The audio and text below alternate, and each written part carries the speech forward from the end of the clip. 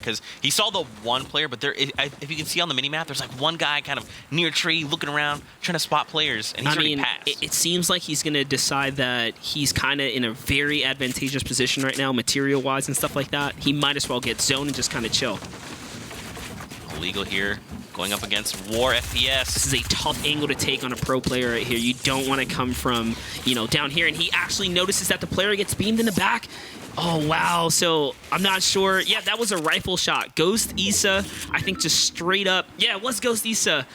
Man, that guy doesn't miss a shot right there. He probably just followed up with 2 or 3 headshots right there. That man went from pretty much over 150 HP down to 0 real quick. Man. So Issa now 2 elims.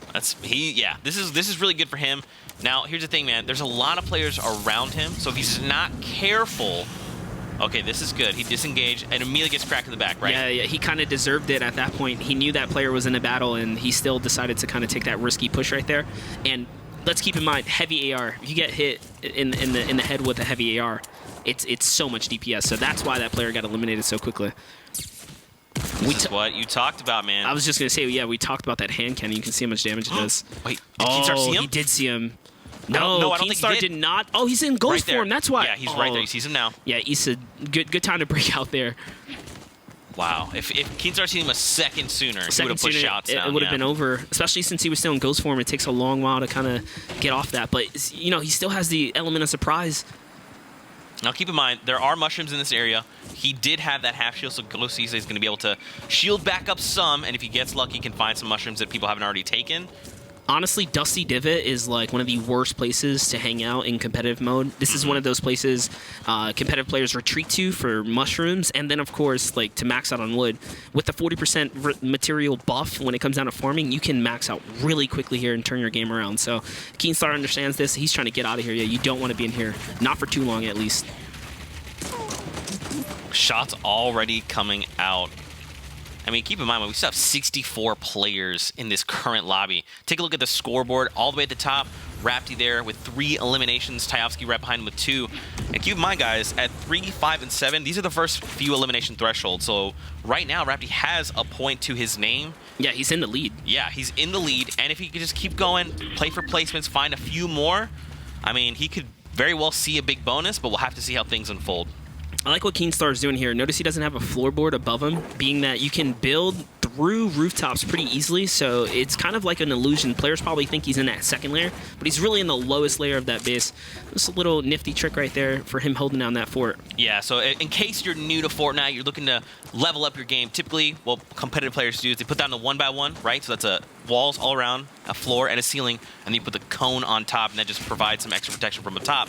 What Monster's talking about is he did not put that roof on top, so if he needs to edit that pyramid up top, he can make a very quick ramp, get himself out if he needs to. Oh, Dennis, wow. though. Dude, we are seeing the heavy AR for the first time in competitive mode, and you see how fast players are getting put down here. So now it's another heavy AR situation here. Quad launcher perfect for pushing players that are on their toes here, and he's going to get that. No, actually, that... Oh, yeah, there it is. War FPS, he does get the explode kill there. Now Kyle is up top. He's just taking time, reloading the quad launcher. Let's talk about this. Kowster just earned himself a point. Not only that, he has traps, so he is in a dominant position to continue to play aggressive here. His loadout is really good for this. Even take a look at the mats, man. He's already capped, only missing on that wood, but there's so many trees around, and he can still farm players if he needs to. That's a big upgrade right there. Purple pump now. This is 200 to the dome. If you get a headshot, that's just the player gone. That's it. The one pump is definitely back, especially for the upgraded variants of the pump shotgun. It does quite a lot of damage. You can actually feel the difference. And also, keep in mind, he does have a grappler. He's going to look to utilize that, see if he can get an advantage on players. I honestly want to say that this Fortnite competitive looks different already. This scavenger mode is really bringing out the aggression from these players.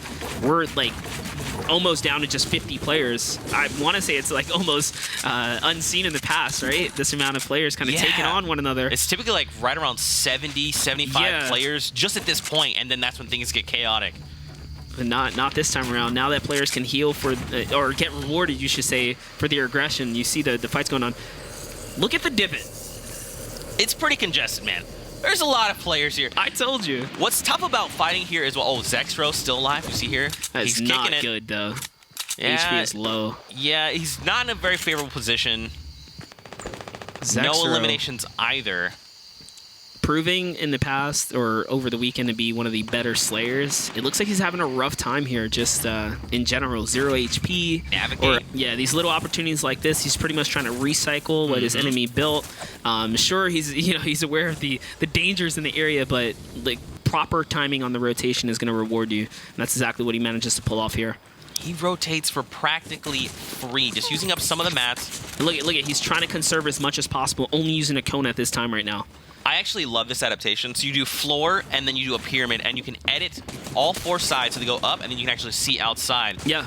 But the trade-off is, if someone cracks that ceiling, you're just sitting there. Yeah. No other form of protection. But to be fair, I mean, at least he is conserving mats, because that's what you got to do in this situation. Dizak's there. You can see him on the left. He is hurting right now. Maybe 3 HP.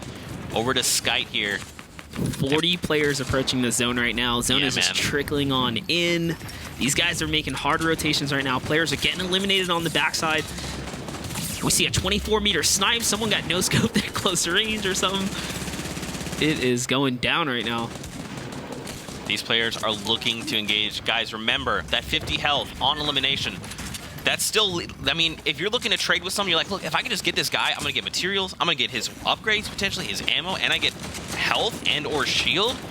This could be worth the risk. Ooh, looks like he is in a really good spot right now. He's got a lot of materials, and he's got those mega impulses to kind of pretty much push him from the opposite side of this zone to the next one. But he sees the battling going on. This guy's really weak, catches him by surprise, and I think he takes that one. He's got 5 elims now. That is 2 points, but man, they are looking to punish him for taking that elimination right there. That was worth. He is so close to approaching the big bonus. Look at all the upgrades. He can, look, a grappler now, it's only got 2 shots. I would not take 2 shots from 3 of those impulses. I would stick with the impulses here. But, I mean, grappler is another play that, or item that you can make very precise, great rotations with, so I guess he's going to take that instead. Now look at the edge here. Now the storm is starting to move a little bit, so these players are trying to scatter, get near side of this new circle. This is the time. This is the time you go for elims when players are most exposed. Yeah, see, especially if you have the zone like Hugo does here. He's sitting high and heavy. He's trying to get players, just break them down as they rotate. Looks like Ooh actually used that same exact launch pad that we see someone else place down. So he is really, really good right now. 26 players remain. Man, this loadout is looking fantastic. 500 rounds, but now we're over to Martin.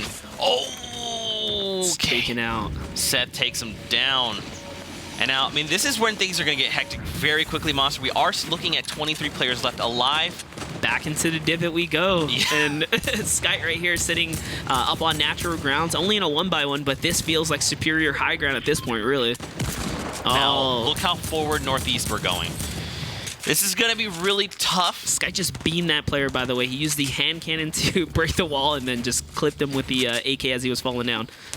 So, that's just that adaptation you talked about. For the heavy AR, I'm personally, like, so the way the heavy AR works, great at longer ranges, terrible when you're on the move rotating, but once you have zone and you're chilling in a 1x1 like this is one of the best weapons to have. He actually almost caught that player. He was just very, very close to taking this player down. It's just a meta loadout, following up hand cannon while players are trying to, protect themselves, and then heavy AR. Oh, he finds a shot. Another one. That was 45. He cleans that player up as they were trying to rotate. That gives him a point right there. He just barely misses a point right there. The other player felt his death, unfortunately. Over back to Rapt, who's got 5 eliminations. With 1 or 2 more, he'd hit 3 points coming out of this first game. DM Sick here, 3 eliminations as well. That's a point for him. We're approaching top 10, so these guys don't want to get eliminated right now. They want to stay alive for top 10 to get this placement point.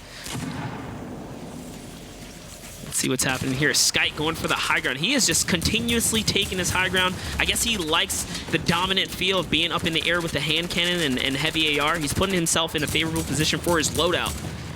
I mean, but Skite's playing this really well. He's got a grappler. There's no way he's not going to be up top. And he also has 500 mats as far as metal goes. Skite just picked that player off with a 17 HP shot.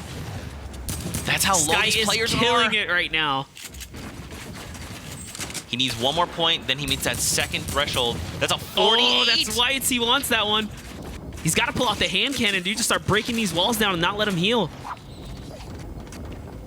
He's probably going to connect all the way here. Yeah, this is a good place to be. Exactly what he's doing right now. He hears the grapple shots going off, so he raises himself just a little bit, but he doesn't want to lose track of these players here. These are free eliminations on these rotations. He understands this. He sees the players rotating down below. You gotta protect yourself.